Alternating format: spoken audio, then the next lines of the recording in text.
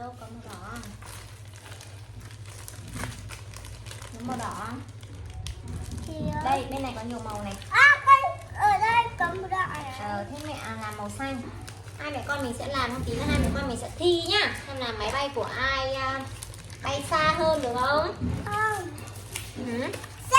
Xem ai rất đẹp hơn. Đây bước 1 này, bước 1 này là mình mở cái tờ giấy này ra. Đây, bước 1 mình mở tờ giấy này ra. Đấy. Cái đường kẻ kẻ này này là cái đường để mình gấp vào.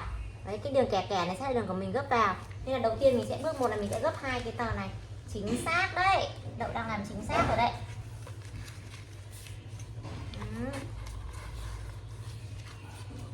Con so từng mét một, giống như kiểu mình vứt xăng.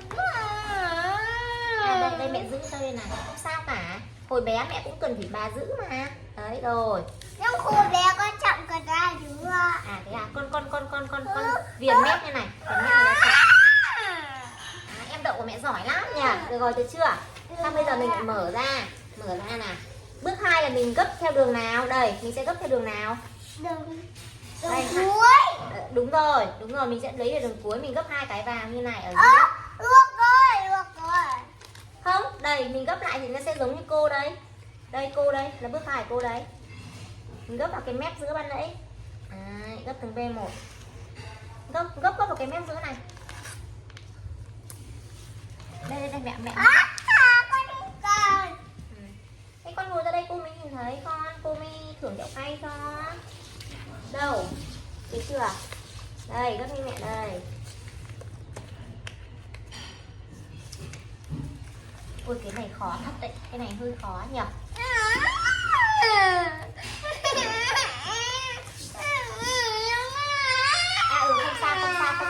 Không sao, hồi bé mẹ cũng cần bà hỗ trợ mà, có sao đâu. Đúng rồi.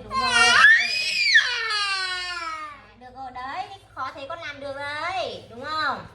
Rồi, bước tiếp theo. Xong cuối cùng gấp. Đây, bước thứ 3. Xong cuối cùng gấp thẳng. Ồ, bây giờ cô giáo Đậu dạy mẹ này, đúng rồi, gấp xuống. Đúng rồi, đây là bước thứ 3 này. Sang bước thứ 4 này. Đây, bước thứ 4 này. Bước thứ 4, đây, bước thứ 4 từ từ đã. Đây, vẫn là bước thứ 3 nhá. Vẫn là bước thứ 3 nhá, mình gập hai bên này lại. Đấy, bây giờ đến lượt cô giáo Đậu. Gập vào giữa này con, gập vào giữa này. Đây, gập vào giữa này, đây. Con gập vào giữa này.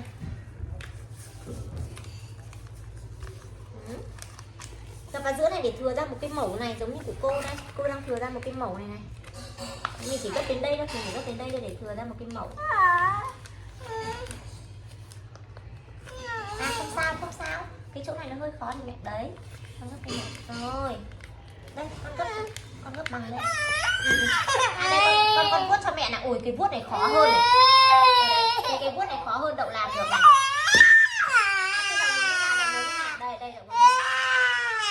Xong là Đậu mở.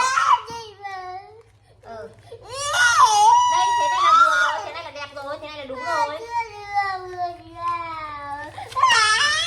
Không, của mẹ cũng thế mà, của mẹ vẫn bị hở ra chỗ đoạn này mà. Đấy, không phải là của con sai đâu mà của mẹ cũng thế mà. Đây. Đấy, hai mẹ con mình giống nhau ra, mình sẽ gấp ngược lên này. Đây nhá, mẹ gấp hỗ trợ ở đây được không? Đây. Không cần. Con gấp bye bye không của con.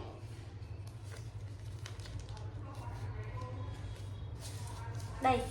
Đậu ơi, cô bảo là đến bước này rồi con, đến bước này rồi. Đến bước này rồi. Đây Đậu đang làm đến bước này đẹp lắm rồi.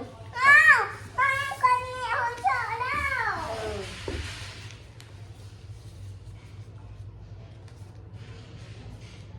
Bao giờ Đậu cần mẹ giúp thì Đậu bảo mẹ nhá. Mẹ thì là Đúng rồi đây. Này, con biết rồi. mẹ ngược này lên là Thái thế. Rồi. Đây, ngửa ra. Con biết. Con. Không con. Rồi, ok, thì mẹ chờ thôi. Bao giờ con cần thì con bảo mẹ. Đây, ngửa ra để cái mặt trắng này ra ngoài. Đây,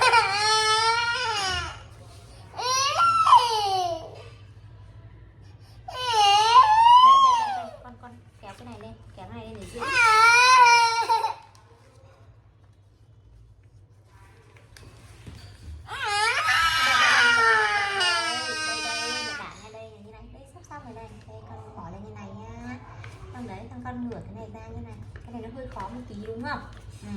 một tí thì để mẹ hỗ trợ con, tại vì có rất nhiều bước khó con làm được đấy. Bây giờ con vuốt thôi, vuốt rồi, đây. À sao sao đầu dậy mẹ. Mẹ vuốt của con rồi đây. Thì đầu vuốt cho mẹ, đầu vuốt cho máy của mẹ. Không,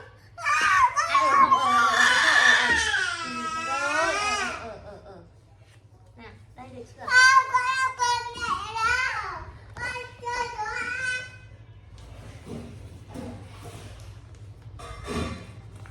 Đậu ơi, còn bước cuối cùng thôi.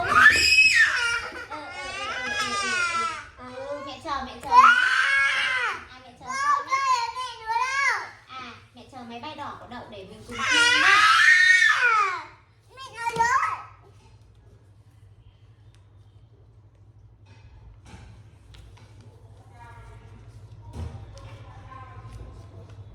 Không con.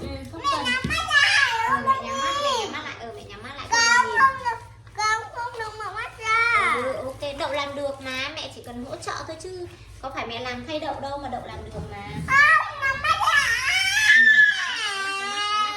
Nhắm mắt rồi, nhắm mắt rồi. Được rồi. Rồi, ok, nào, thi nhá, hai mẹ con mình thi nhá. Nào, thi nào. Xem ở đây. Hả? Ở đây. Hả? Ở đây. Đừng đứng ở đấy hả? Mẹ mở ra. Thì con sẽ đấu mà. Nào, hai mẹ con mình phi vào trong tủ quần áo ấy hả? Đúng rồi, nào mẹ phi của mẹ nào. Máy bay của mẹ thấp hơn máy bay của Đậu, máy bay của Đậu dài hơn. Rồi, máy bay của Đậu dài hơn, nào.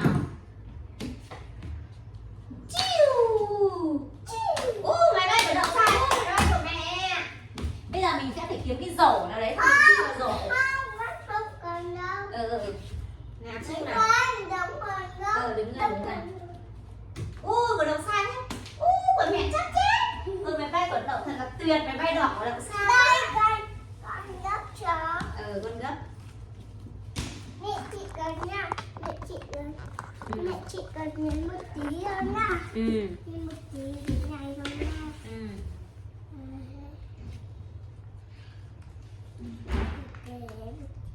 Chỉ tôi sẽ cho mẹ gấp vào đây. Mẹ bỏ lên đây. Rồi. Lại gấp vào đây.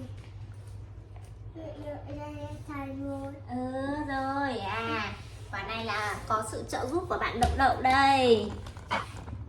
Đây. Cái bay của con nó hát rồi mẹ. Nào phi nhá, 2, 3 phi nào xem À, ai nó thắng. thành rồi. Thấy chưa?